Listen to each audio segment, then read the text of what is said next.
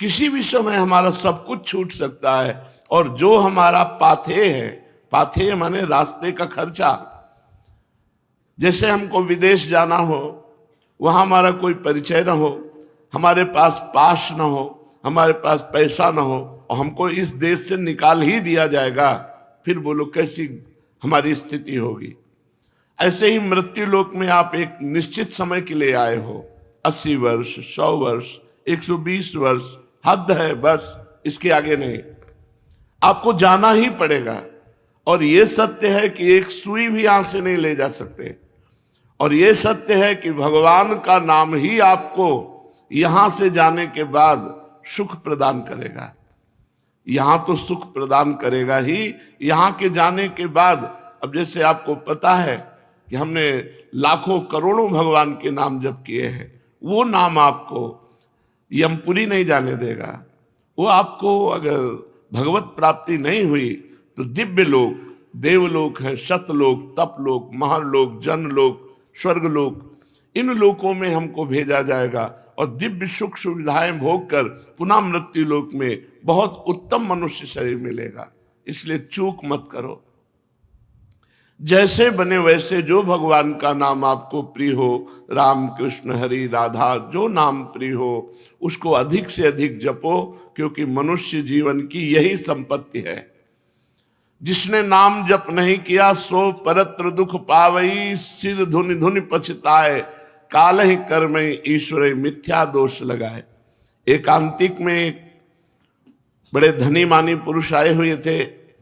उन्होंने कहा मुझे कोई प्रश्न नहीं करना, लेकिन एक भय है मुझे कि मेरे पास बहुत ऐश्वर्य है, मैंने जीवन में जो चाहा भगवान ने दिया, लेकिन अब मुझे डर लग रहा है कि मेरी मृत्यु हो जाएगी तो मेरा सब कुछ छूट जाएगा। इस डर से कैसे बचे? मेरी प्रिय पत्नी छूट जाएगी, प्रिय पुत्र छूट जाएगा, मकान छूट जाएगा, पद छूट जाएगा। हमने भारतीय कई इनाम प्राप्त किए हैं, वो सरकारी ऑफिसर थे। बोले मुझे बहुत भय लगता है, और रात दिन अब भय लगने लगा, क्योंकि मैं वृद्ध हूं तो मेरी अब आगे की जो गति है वो मृत्यु है। मुझे मृत्यु से डर लग रहा है। मृत्यु से इसलिए कि सब कुछ छूट जाएगा। इसका आपके पास कोई उत्तर है? तो हम का जीवन भर इसी उत्तर को ढूंढते हुए रहे हैं। बाबा जी बचपन से बने 13 वर्ष की अवस्था से इसी उत्तर को खोजते रहे कि अपना कोई जब नहीं है तो अपना है कौन? तो इसका पता चला श्री भगवान। और श्री भगवान की जो शरण में हो गया वो निर्भय, निश्चिंत, निशोक, निर्विकार, ये स्थिति आती है। कोई भय नहीं। कैसी भी परिस्थिति हो, भगवान के भक्त के हृदय में कभी भय नहीं होता। कैसी भी परिस्थिति हो, भगवान की आराधना करने वाले को कभी शोक नहीं होता। कैसी भी परिस्थिति आ जाए कभी चिंता नहीं होती, क्योंकि पता है मेरे भगवान हैं। श्री सीताराम दास जी महाराज बड़े सिद्ध महापुरुष हुए हैं। वो कह रहे हैं नाम भगवान का परम तीर्थ है।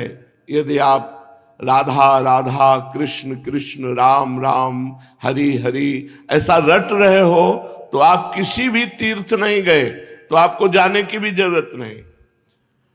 गंगा, यमुना, प्रयागराज, काशी, गोदावरी, जितने भी तीर्थ अपने भारत में हैं, उन सब तीर्थों को जो पवित्रता प्राप्त हुई है, पापी पुरुष के पाप का नाश करके पवित्र करने की, वो श्री भगवान से प्राप्त हुई है। और श्री भगवान के नाम में इतनी पवित्रता विराजमान है जो तीर्थों में भी नहीं है। इसलिए सीताराम दास जी महाराज कह रहे हैं नाम ही परम शुद्धि, सत्य शुद्धि करम नामो, नाम ज्ञान प्रदम स्मृतम, मुमुक्षूणाम मुक्ति प्रदम, कामिनाम सर्व कामनम। अगर आपको अपने पापों का नाश करके परम पवित्र सुखमय जीवन व्यतीत करना है तो किसी तीर्थ जाओ या ना जाओ, आप घर बैठे कुछ मिनट भगवान का नाम जप कर लो। देखो, जब हम शरीर छूटेगा और यमदूत हमको ले जाएंगे, यमराज के सामने पहुंचेंगे, ये पक्का है। आदमी भूला हुआ है, वो सोच रहा मुझे जाना नहीं है। नहीं, रहे न रावण सम अभिमानी, हिरणाकश्यप सब वरदानी। यहां बड़े बड़े तपस्वी, योगी, यति सबको मरना पड़ा है, मरना ही पड़ेगा। इसका नाम मृत्यु लोक है। ये काल का कसाईवाड़ा है, सब काटे जाओगे। हाँ, काटने का कुछ अलग अलग विधान, किसी का दिल फेल हो गया, किसी की किडनी फेल हो गई, किसी का एक्सीडेंट हो गया, किसी को कुछ हो गया, ये निमित्त बनता है, लेकिन जाना यहां से सबको है। अगर यमराज के खाते में आपके 100 नाम भी हैं कि आपने 100 नाम जप किए हैं, 108 नाम जप किए, इतने से ही काम हो जाएगा। एक नाम की कीमत पूरा त्रिभुवन नहीं है, तो आपने जब 100 नाम जप किए हैं तो आपका मंगल हो जाएगा। इसीलिए हम प्रार्थना करते हैं कि 24 घंटे में 24 मिनट भगवान को दे दीजिए। 24 घंटे में यद्यपि जीवन तो केवल भगवान के लिए आपको प्राप्त हुआ है, पर पूरा जीवन भगवान को ना दे पाए, ये हमारी दुर्भाग्य है। तो हमें 24 घंटे में 24 मिनट तो देना चाहिए। प्रातःकालीन ब्रह्म मुहूर्त में उठ करके, अपनी दिनचर्या करके, स्नान करके, शांत एकांत में बैठकर कम से कम 24 मिनट भगवान का सुमिरन कर लीजिए। किसी भी तीर्थ जाने की जरूरत नहीं है। हर तीर्थ में जो तीर्थत्व है वो भगवान के नाम में विराजमान है। नाम ही पुण्यप्रद क्षेत्र है। आप नाम जब कर रहे हो तो आपको काशी, कांची, हावंतिका, पुरी, द्वारावती, माया कहीं भी जाने की जरूरत नहीं है। सारे पुण्य क्षेत्र आपको फल प्रदान करेंगे घर बैठे, यदि आप नाम जप कर रहे हैं। नाम ही परम देव है। जो नाम है वही श्याम है, जो श्याम है वही नाम है। जय नाम तेई कृष्ण। जो नाम जप रहे हैं बोले कृष्ण कृष्ण कृष्ण, तो साक्षात भगवान कृष्ण कृष्ण नाम रूप से आपकी जिह्वा में विराजमान है। इसलिए नाम ही परम देव है, नाम ही परम तपस्या है। देखो जप करके, टीवी 3 घंटे फिल्म देखो, आपका मन कहीं नहीं दौड़ेगा, और 3 मिनट नाम जपना शुरू कर दो, मन भागने लगेगा, संसार में जाने लगेगा। यदि संसार से मन को खींच करके भगवान के नाम में आप लगाते हैं, सबसे बड़ी तपस्या है। सबसे बड़ी तपस्या है मन को संसार से खींच करके भगवान के परम मधुर नाम में लगाना। नाम में अपार सामर्थ्य है। नाम ही परम दान है। यदि आप किसी भूले हुए जीव को ये प्रेरणा देते हैं कि आप 5 मिनट ही नाम जप कर लिया करें, और वो नाम जप करने लगा, तो मंगल तो नाम जापक का होगा ही, लेकिन जिसने नाम की प्रेरणा की, ये सबसे बड़ा दान है। भगवान के नाम से भूला हुआ जो जीव माया में आसक्त है, उसे कुछ मिनट नाम जप करने की आदत डलवा दे, प्रेरणा दे दे, उसका स्वभाव बन जाए कुछ मिनट नाम जप करने का। इससे बड़ा कोई मंगलमय कार्य, इससे बड़ा कोई दान पुण्य नहीं है। नाम ही परम क्रिया है। जैसे क्रियाओं में आता है यज्ञ करना, तो यज्ञ में सबसे बड़ी यज्ञ है जप यज्ञ। भगवान ने स्वयं कहा है, यज्ञों में जप यज्ञ मैं हूं।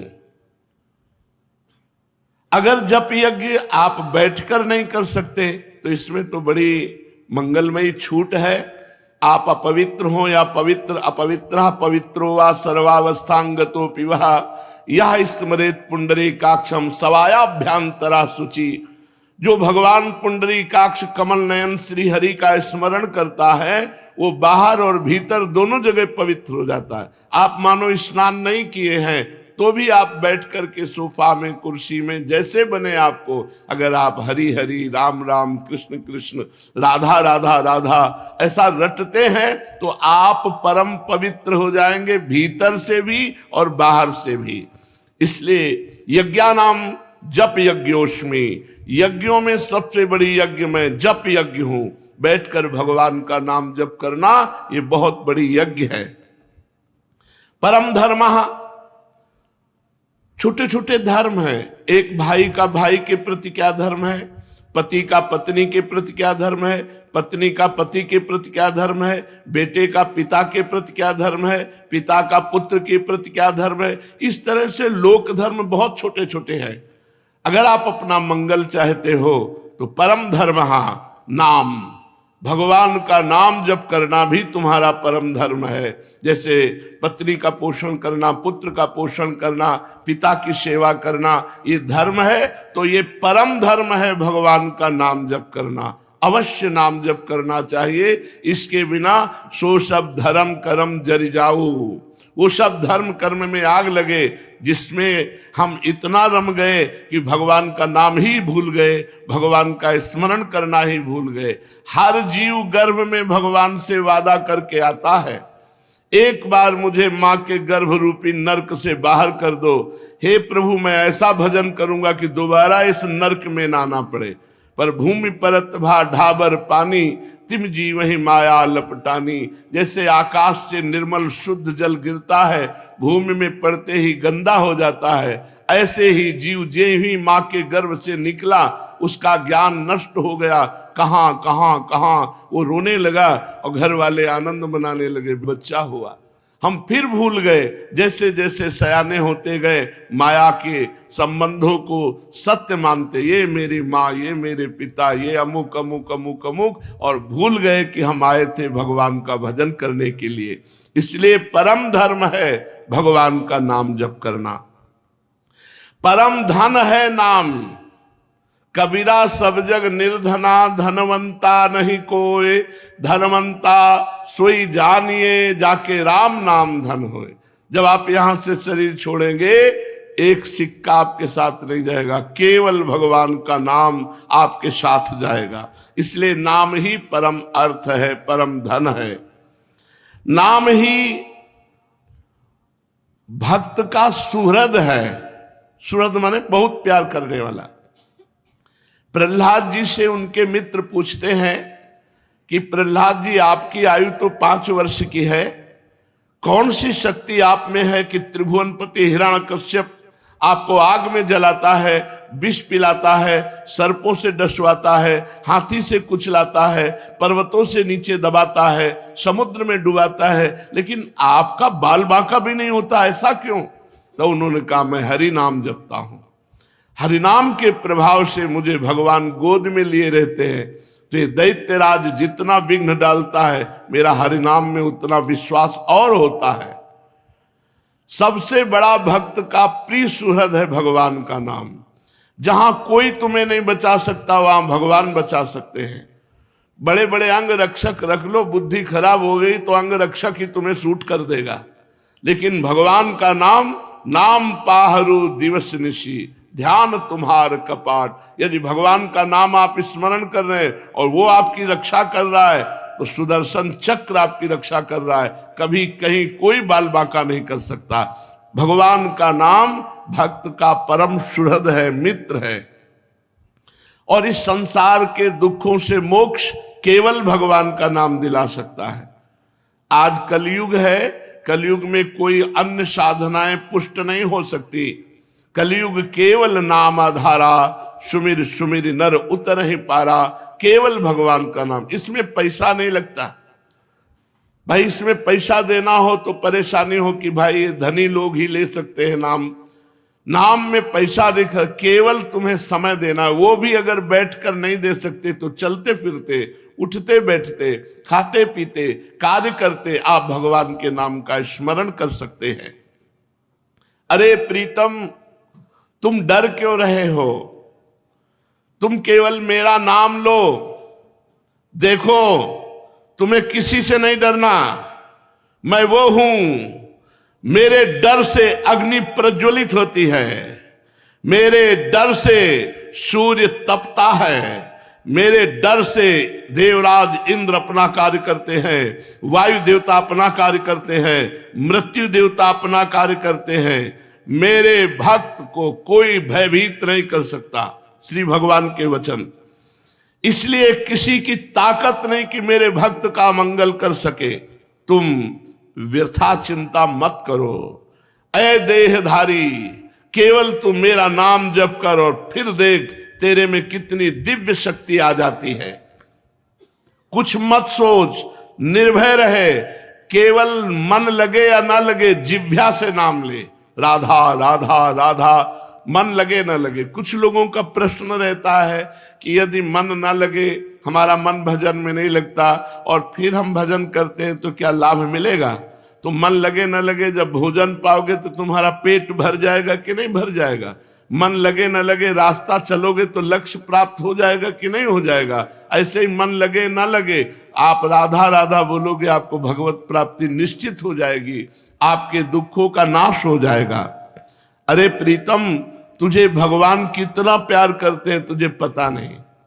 सच्ची मानिए, भगवान ने सबको फ्री वायु दी है, फ्री आकाश अवकाश दिया है, पृथ्वी में वास दिया है, मानव देह दिया है, जल दिया है।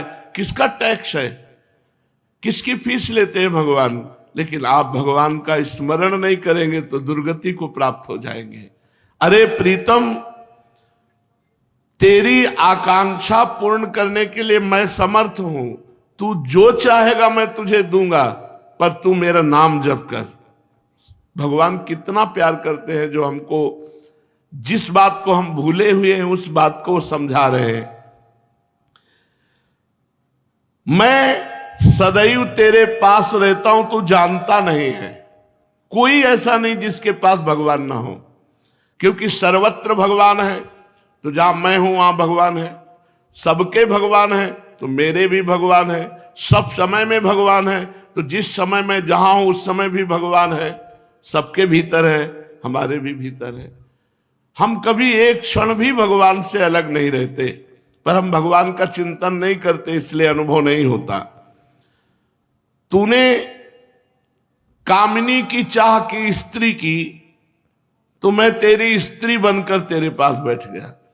पक्की बात, पक्की बात। जब सृष्टि नहीं थी तब केवल श्री भगवान थे, जब सृष्टि नहीं रहेगी तो केवल श्री भगवान रहेंगे। तो बीच में जो कुछ है वो सब श्री भगवान ही बने हुए हैं।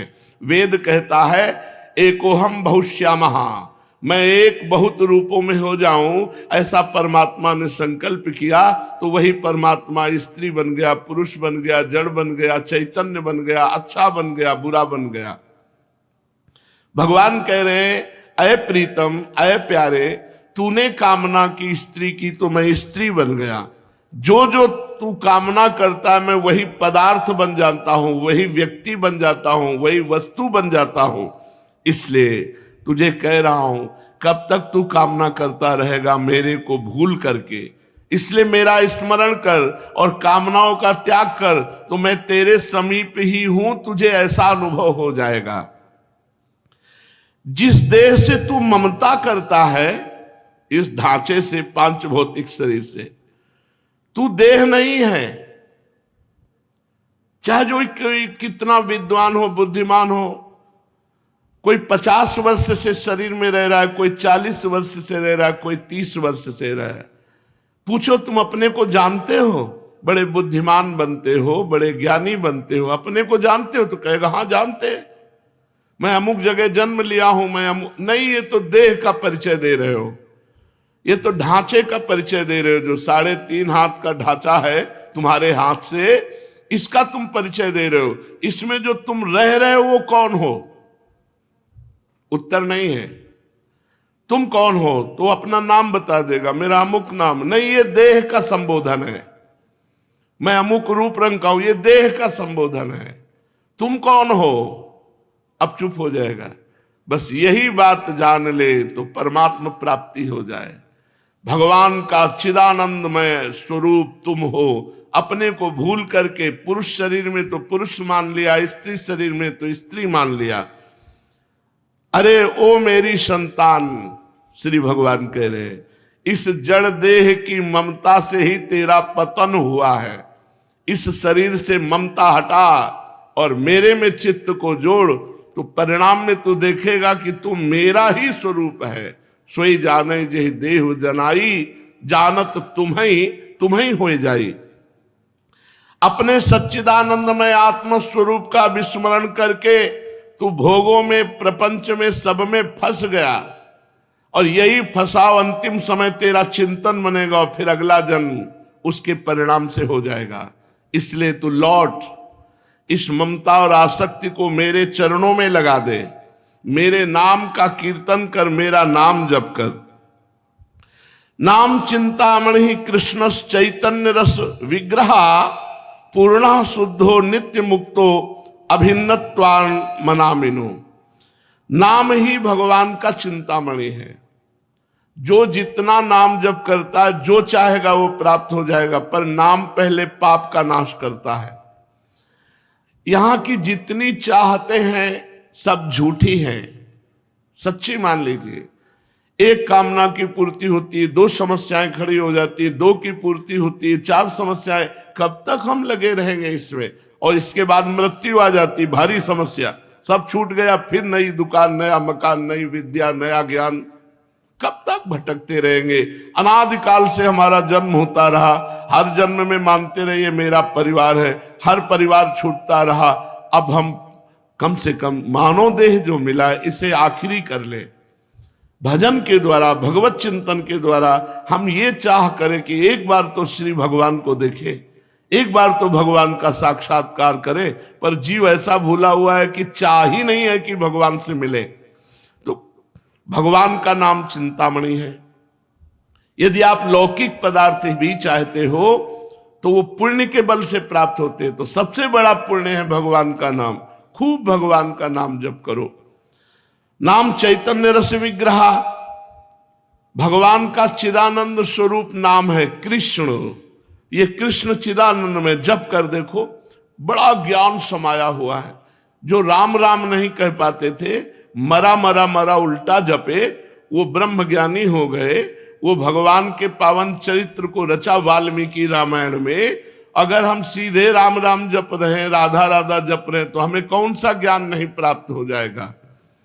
चैतन्य रस विग्रह पूर्ण शुद्ध नित्य मुक्तो अभिन्न स्वान नाम नामिनो।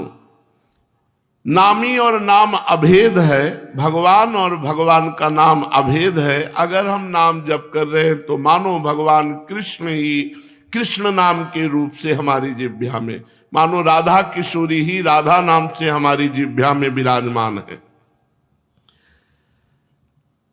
ऐ शरीरधारी, तू केवल नाम ले। किसी रोग में इतनी बड़ी सामर्थ्य नहीं कि तुझे परास्त कर सके। सच्ची कहता हूं, अगर भगवान नाम का आश्रय न हो तो दुर्गति हो जाए। ये नाम की महिमा से तुम्हें कह रहे, कोई भी बड़े से बड़ा रोग उसे परास्त नहीं कर सकता जो भगवान का नाम जप कर रहा है, जो भगवान की भक्ति से युक्त है, जो भगवान के आश्रय से। और शोक, चाहे सब कुछ नष्ट हो जाए तो भी भगवान का नाम जप करने वाले के हृदय में शोक नहीं होता। दुख ज्वाला, हमने देखा कि जब हमें अधिक पीड़ा होती तो किशोरी जो हमें अधिक सुख देती है, इतना आनंद अंदर से दे देती कि बाहर शरीर का दुख हमें पीड़ा नहीं पहुंचा पाता। यदि आप दुख से बचना चाहते हो तो भगवान नाम का निरंतर रटन करो। नहीं तो ये संसार ऐसा है, इतनी ओवर थिंकिंग बढ़ती चली जाएगी कि आपको डिप्रेशन में पहुंचा देगी। अगर नाम जप नहीं करोगे, सत्कर्म नहीं करोगे, भगवत आराधना नहीं करोगे, तो तुम्हारा मन ही तुम्हें क्लेश देने के लिए उतारू हो जाएगा। तुम्हारा मन ही तुम्हें भयभीत कर देगा। तुम्हारा मन ही तुम्हें गंदी आदतों में फंसाकर तुम्हें नष्ट कर देगा। इसलिए भगवान नाम, चाहे वो जो नाम प्रिय हो या गुरुदेव के द्वारा मिला हो, उसे खूब जपिए। जो गतिविहीन है, जो भोगी है, जो रोगी है, जो परद्रोही है, जिसमें न ज्ञान है, न वैराग्य है, न भक्ति है, जो धर्माचार शून्य है, यदि वो भी केवल नाम जप करने लगे, कुछ नहीं है अध्यात्म का, शरीर भी पीड़ा युक्त है, मन भी पीड़ा युक्त है, और अगर नाम जप करना शुरू कर दे तो समस्त पीड़ाओं से मुक्त हो जाएगा। देख लो जप करके, कोई भी रोग शोक पाप ताप साप उसको व्यापता नहीं है जो भगवान के नाम में रत रहता है। बस नाम जपना कठिन है, मन नहीं लगता नाम जपने में, इसमें रुचि नहीं होती। अगर हो जाए तो लोक परलोक के सारे सुख तुम्हारे चरणों में रहेंगे और जीवन परमानंद में हो जाएगा। मृत्यु का भय खत्म हो जाता है। भगवान के भक्त की मृत्यु कैसे होती है? जैसे विशाल गजराज हाथी के गले से फूलों की माला टूट जाए, उसे पता भी न चले, ऐसे भगवान के भक्त की मृत्यु होती। नहीं तो जन्मत मरत दुसा दुख होई, बड़ा भयानक दुख होता है मृत्यु के समय। और मृत्यु आने के पहले न जाने कितने दुख पीड़ा पहुंचाते हैं। इसलिए सबसे प्रार्थना है, जितना बन सके अधिक से अधिक भगवान का मंगलमय नाम जप करो। अरे ओ प्रीतम, मेरा नाम बड़ा मीठा है, बस तुम निरंतर लो। नाम मीठा है, हमें मीठा नहीं लगता। तो जैसे पित्त बढ़ जाए तो मिश्री मीठी होती, पर मुंह में डालो तो कड़वी लगेगी, क्योंकि पित्त बढ़ रहा है। और उसी मिश्री को रोज नियम से खाओ तो पित्त का समन हो जाएगा और मिश्री मीठी लगने लगेगी। ऐसे ही हमें अविद्या रोग लग गया है, हमारा अज्ञान बढ़ गया है, भोग वासना बढ़ गई है। तो हमें राधा नाम सुधा रसम रसितुम, जो राधा नाम अमृत है, अच्छा नहीं लगता, लेकिन भगवान नाम एकांत शांत बैठकर जप करने में नहीं लगेगा। अगर आप जपने लगो तो अविद्या का नाश हो जाएगा। जैसे मिश्री नियम से पाओ तो पित्त का समन होकर मीठी लगने लगेगी, ऐसे ही भगवान नाम मीठा लगने लगेगा। जिसको भगवान नाम मीठा लगने लगा, मानो भवरोग नष्ट हो चुका है। अब प्रेम उसके हृदय में जागृत होगा और वो सतरति सतरति सा लोकांत तारयति, वो स्वयं तर जाएगा, स्वयं तर जाएगा, लोकों को तार देगा। भगवान का भजन करने वाले में अपार सामर्थ्य होती है। तुकाराम जी महाराज इसी शरीर से विमान आया, भगवान के विमान में बैठकर भगवत धाम को गए। ये नाम का प्रताप। वो इतने नाम प्रेमी थे, हर समय नाम जप करते थे, विट्ठल विट्ठल विट्ठल। महाराष्ट्र में भगवान विट्ठल रूप से विराजमान है। वो जहां चरण रख देते वहां की भूमि बोलती विट्ठल विट्ठल विट्ठल। ऐसा उनका निरंतर नाम जप का प्रभाव था। और बड़े चमत्कार नाम जप से वीर शिवाजी महाराज दर्शन करने के लिए तुकाराम जी के पास गए। तो संत दर्शन की एक मर्यादा है कि आप अपने वैभव को ना दिखाएं, वहां दैन्य भाव से जाएं। तो राजा होते हुए भी शिवाजी ना सिर पर पाग, न चरणों में पादुका, हाथ जोड़कर सादी पोशाक पहनकर, और 2 अंगरक्षक वो भी गेट में छोड़ दिए, अकेले जाकर तुकाराम जी के चरणों में प्रणाम किया। तुकाराम जी केशव विट्ठल विट्ठल विट्ठल, माधव विट्ठल विट्ठल विट्ठल, वो कीर्तन में मगन थे। इतने में मुगल सैनिकों को पता चला कि शिवाजी बिना सैनिकों के तुकाराम जी के पास गए हैं। उन्होंने सोचा बहुत अच्छा अवसर इनको बंदी बना लेने का। गुप्तचर लगे हुए थे, तुरंत सूचना मिली तो जो अंगरक्षक गेट में खड़े थे वो अंदर गए और कान में लगकर शिवाजी से कहा कि मुगलों को पता चल गया है कि आप यहाँ आ गए हैं, तुरंत यहाँ से हट जाइए, नहीं तो आपको बंदी बना लेंगे। शिवाजी ने कहा आप बाहर जाओ। तुकाराम जी की तरफ देखा, उनका विट्ठल विट्ठल विट्ठल, बैठे रहो, और वो भगवान नाम कीर्तन कर रहे।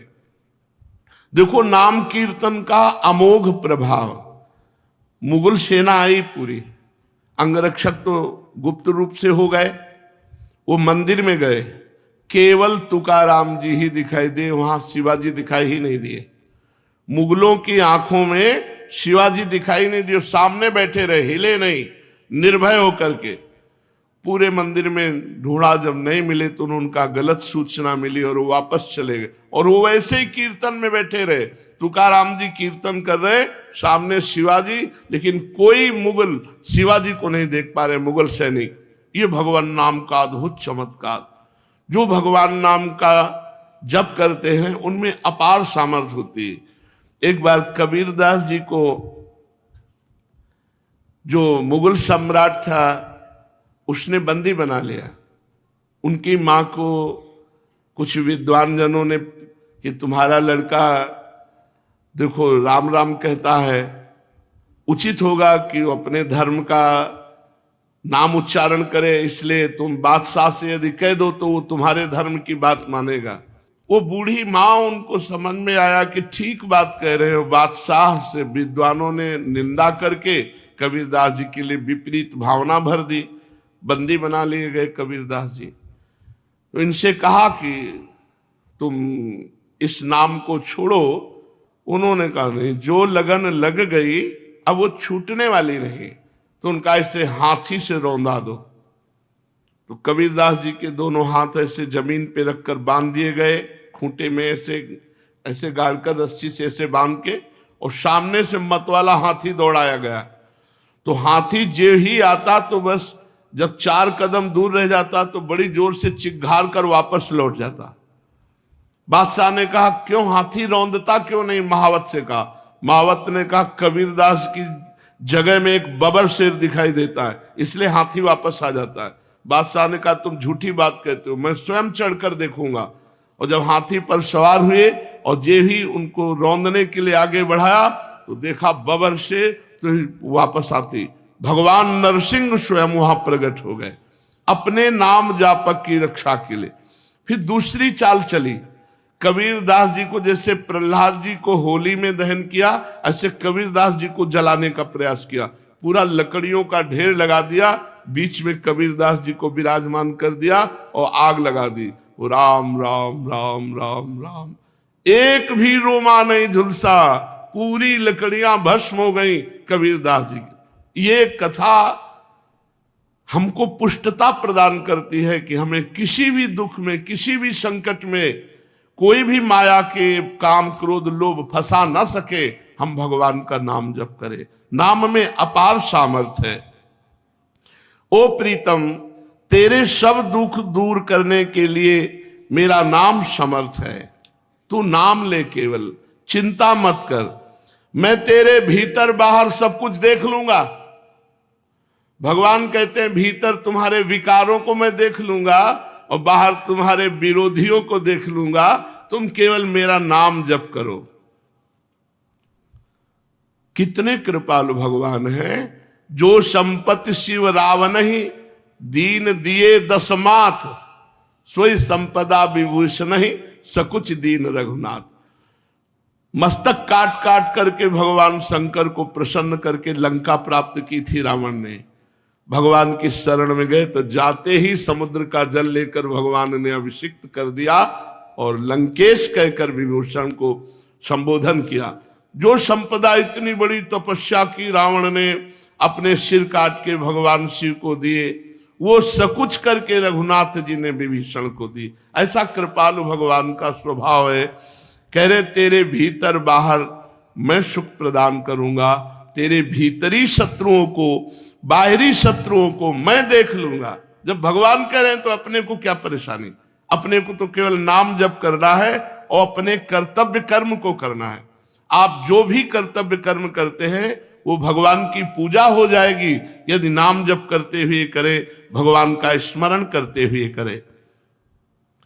देख तू बीच बीच में मेरे को देखकर पुलकित हो जाएगा। जब नाम जापक खूब नाम जप करता है तो उसे भगवान के दर्शन होने लगते।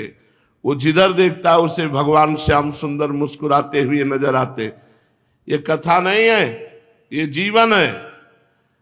आप अपने जीवन को भगवान को समर्पित कीजिए और नाम जप कीजिए, देखिए आपको भगवान का दर्शन होता है कि नहीं।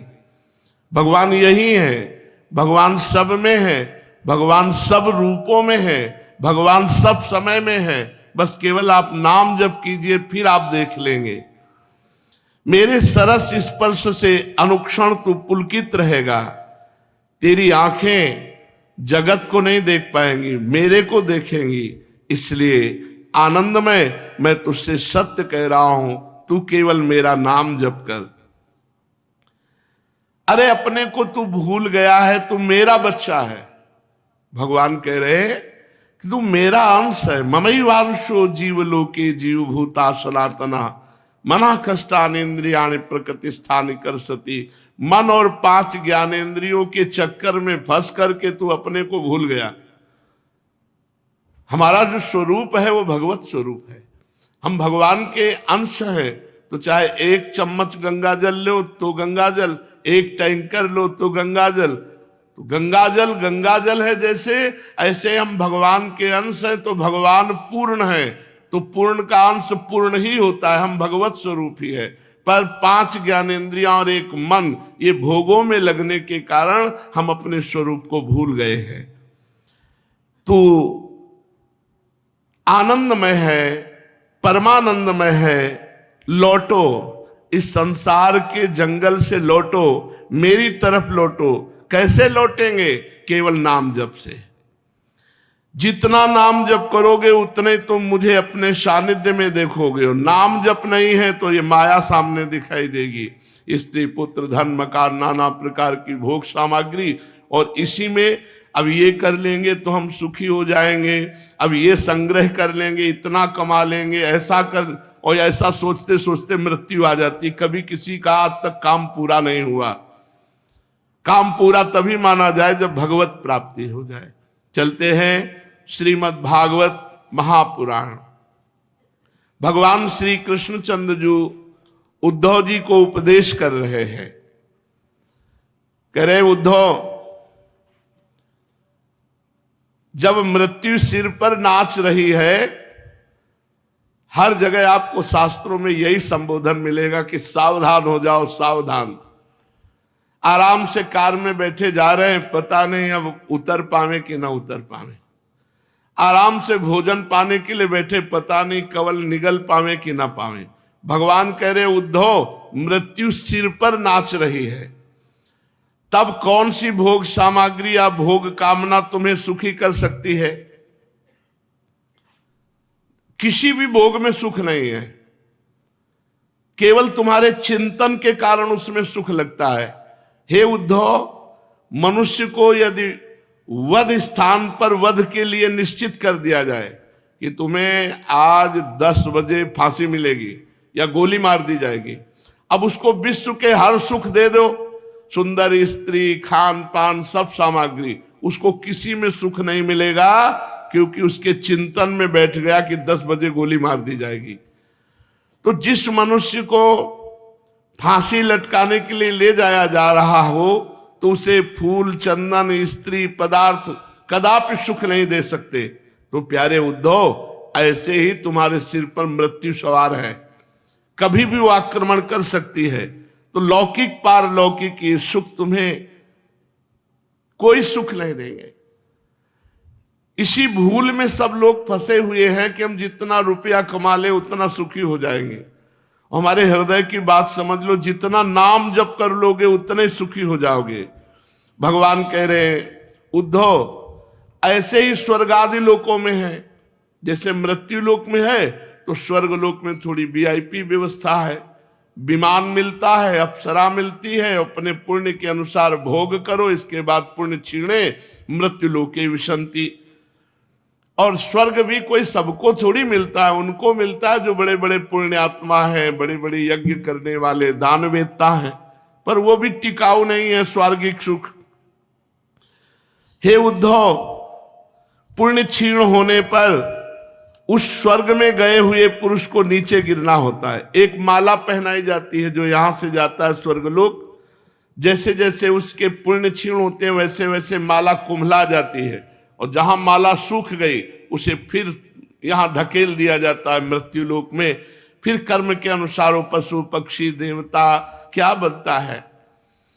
यदि कोई मनुष्य दुष्ट संगति में पड़कर अधर्म आचरण करता है, अपनी इंद्रियों के वश होकर मनमानी आचरण करता है, कभी किसी को दान पुण्य नहीं करता, लंपट है, दूसरे प्राणियों को सताता रहता है, और जो पशुओं का मांस खाते हैं, मदिरा पीते हैं, ऐसे लोग घोर नरक में जाते हैं और वहां विविध प्रकार की कष्टमयी यातना को भोग कर तब वो पवित्र होते हैं।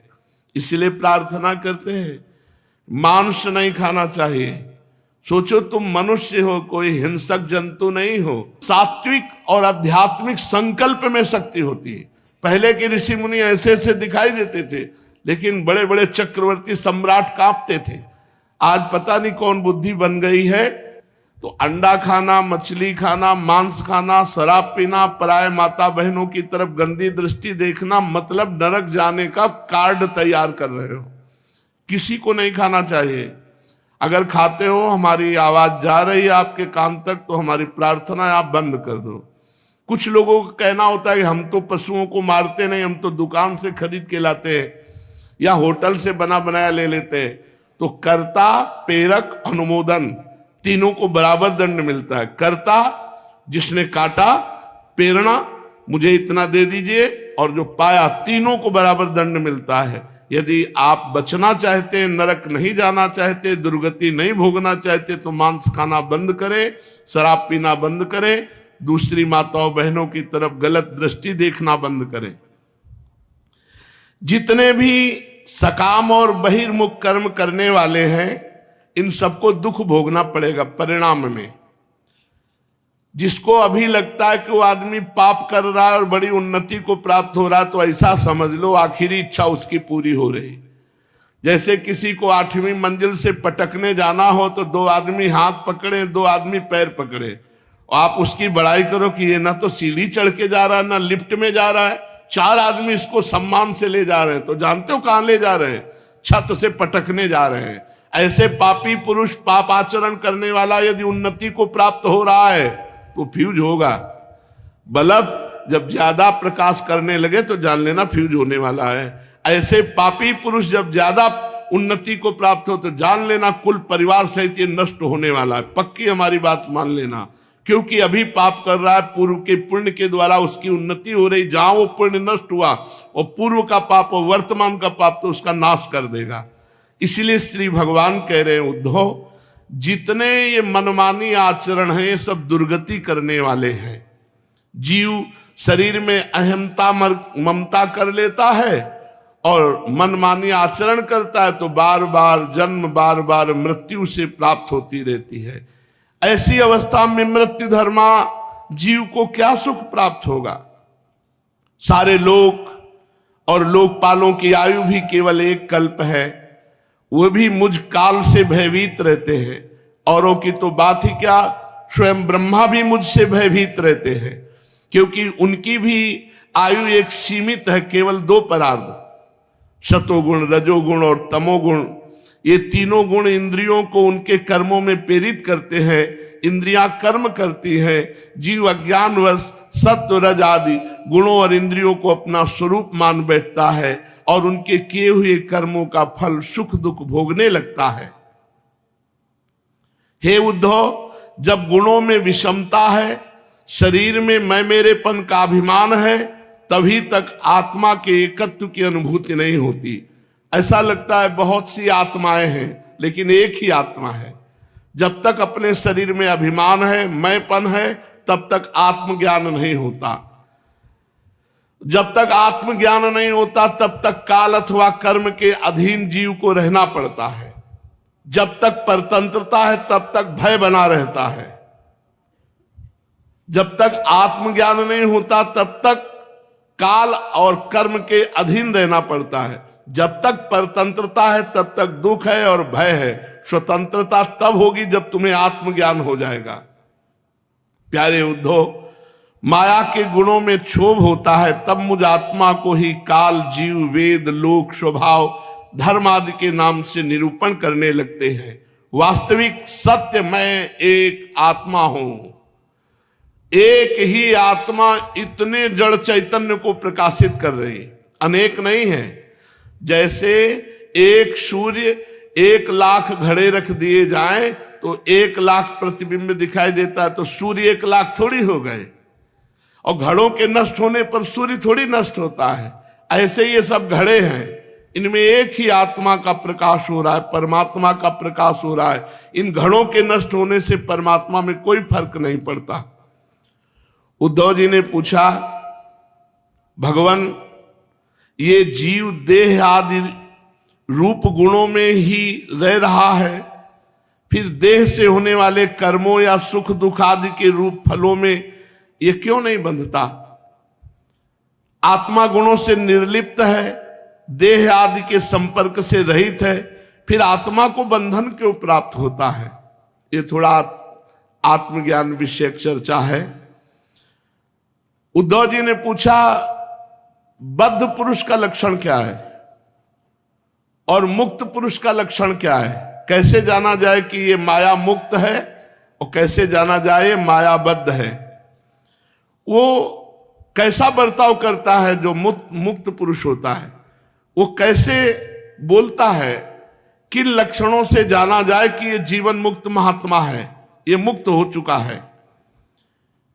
प्रभु वो भोजन कैसे करता है, वो मल त्याग कैसे करता है, वो सोता कैसे है, वो बैठता कैसे है, चलता कैसे है।